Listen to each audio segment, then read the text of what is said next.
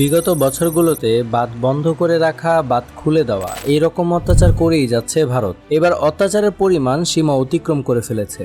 আপনারা কি জানেন ভারতের বাঁধ খোলা এবং বন্ধ করা এই অন্যায় তামাশার কারণে বাংলাদেশের ক্ষতির পরিমাণ কত? আমাদের দেশের মানুষের প্রাণ যাওয়া থেকে শুরু করে মানব বসতির সবকিছু তছনছ করে দেয় ভারতের বাঁধ থেকে আসা এই পানি।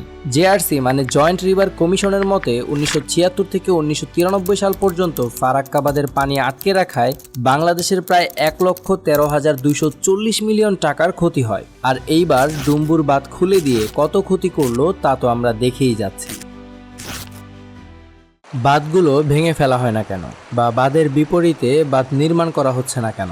আচ্ছা, বাঁধ ভাঙা হয় না কেন এটা আগে ক্লিয়ার করি। ভারত আমাদেরকে মূলত 3টা বাঁধ দিয়ে বেশি ক্ষতি করে থাকে: গজলডোবা বাঁধ, ফারাক্কা বাঁধ, ডুম্বুর বাঁধ। এখন এই বাঁধগুলো ভারতের সীমান্তে, যার জন্য আমরা চাইলেই হস্তক্ষেপ করতে পারছি না। হ্যাঁ, আমরা আমাদের ক্ষতির কারণ উপস্থাপন করে রাজনৈতিকভাবে এটার সমাধান করতে পারি, তবে তা আর হচ্ছে কই?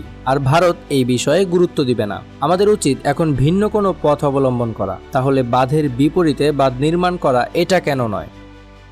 নতুন বাঁধ নির্মাণের বিষয়টি কতটা যৌক্তিক?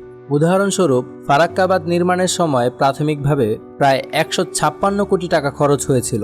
1961 সালে এর কাজ শুরু হয় এবং 1975 সালে শেষ হয়। বর্তমান সময়ে এসে যদি এমন আরও একটি বাঁধ তৈরি করতে যাই তাহলে খরচ অনেক গুণ বেড়ে যাবে। আজকের বাজার মূল্য অনুযায়ী এরকম একটি নতুন বাঁধ নির্মাণে প্রায় 3 বিলিয়ন থেকে 5 বিলিয়ন ডলার, অর্থাৎ বাংলাদেশি অর্থে 3000 কোটি থেকে 5000 কোটি টাকার মতো খরচ হতে পারে। তবে প্রকৌশল ব্যয়, নির্মাণ সামগ্রীর মূল্য এবং পরিবেশগত ফ্যাক্টরগুলোর উপরও এটি নির্ভর করবে। বিশেষ করে আন্তর্জাতিক চুক্তি ও পরিবেশগত প্রভাবের কথা মাথায় রেখে এই ধরনের প্রকল্প পরিচালনা করা এখন আরও বেশি চ্যালেঞ্জিং। এইরকমভাবে যে কোনো বাঁধের বিপরীতে বাঁধ নির্মাণ করাটা যেমন ব্যয়বহুল তেমন ঝুঁকিপূর্ণ। তাহলে কি আমাদের এই অত্যাচার থেকে মুক্তি পাবার কোনো উপায় নেই?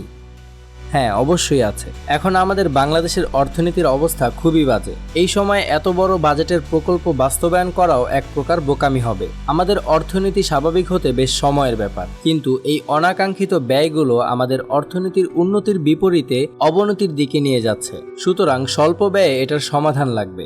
বাঁধ ভেঙে ফেলাও হচ্ছে না রাজনৈতিক কারণে, বাঁধ নির্মাণও সম্ভব না। এমতো অবস্থায় আমাদের উচিত হবে 6টি প্রকল্প বাস্তবায়ন করা, যা স্বল্প ব্যয়ে সম্ভব। সেচ প্রকল্প ও রিজার্ভার তৈরি। বর্ষাকালে অতিরিক্ত পানি সংরক্ষণের জন্য বড় আকারের রিজার্ভার এবং উন্নত সেচ ব্যবস্থা গড়ে তোলা। এতে শুষ্ক মৌসুমে পানির চাহিদা মেটানো সহজ হবে। জল সম্পদ ব্যবস্থাপনা। জল সংরক্ষণ ও পুনর্ব্যবহারের মাধ্যমে পানির অপচয় কমিয়ে নদীর উপর নির্ভরতা কমানো। বন্যার পূর্বাভাস ব্যবস্থা। উন্নত প্রযুক্তি ব্যবহার করে আগাম বন্যার সতর্কবার্তা প্রদান, যাতে ক্ষয়ক্ষতি কমিয়ে আনা যায়। নদী ড্রেজিং ও পুনরুদ্ধার। নদীর তলদেশে জমে থাকা পলি সরিয়ে নিয়মিত ড্রেজিং করা, যাতে পানি প্রবাহ ঠিক থাকে এবং বন্যার ঝুঁকি কমে। মৌসুম পরিকল্পনা। বর্ষা ও শুষ্ক মৌসুমের জন্য আলাদা পরিকল্পনা গ্রহণ করে পানি ব্যবস্থাপনা উন্নত করা। জনসচেতনতা বৃদ্ধি।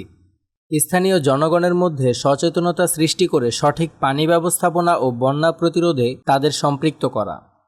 এই 6টি প্রকল্প প্রাচীন এবং আধুনিকতার মিশ্রণ। আশা করি এই প্রকল্পে বিপর্যয় মোকাবিলা করা সম্ভব। এগুলোর সাথে আমাদের আরও একটি উদ্যোগ নিতে হবে: ভারত বয়কট। আপনারা কি জানেন আমাদের দেশ থেকে ভারত কত টাকা আয় করে নিয়ে যায়? প্রায় 5 বিলিয়ন ডলার বা তার চেয়েও বেশি। আর আমরা অর্থঋণে জর্জরিত। ভারত যথারীতি আমাদেরকে লুট এবং ক্ষতি করেই যাচ্ছে। সুতরাং আমাদের এখন উচিত ভারতকে বয়কট করা। বেশি না, 1টা মাস ভারতের সকল কিছু ব্যবহার করা বন্ধ করে দেন, দেখবেন ভারতের টনক নড়ে যাবে। এখনই সময় ভারতের সকল কিছু বয়কট করা। সেটা যে কোনো কিছু হতে পারে। এক কথায় ভারতের স্থান আমাদের দেশ থেকে মুছে ফেলতে হবে। আলহামদুলিল্লাহ, আমরা ধীরে ধীরে রিকভার করতে পারছি। ইনশাল্লাহ দ্রুতই সব ঠিক হয়ে যাবে। 40 লাখ মানুষের বিপদে 18 কোটি মানুষ হাত বাড়িয়ে দিলে আল্লাহর রহমতে এই দুর্যোগ কিছুই না।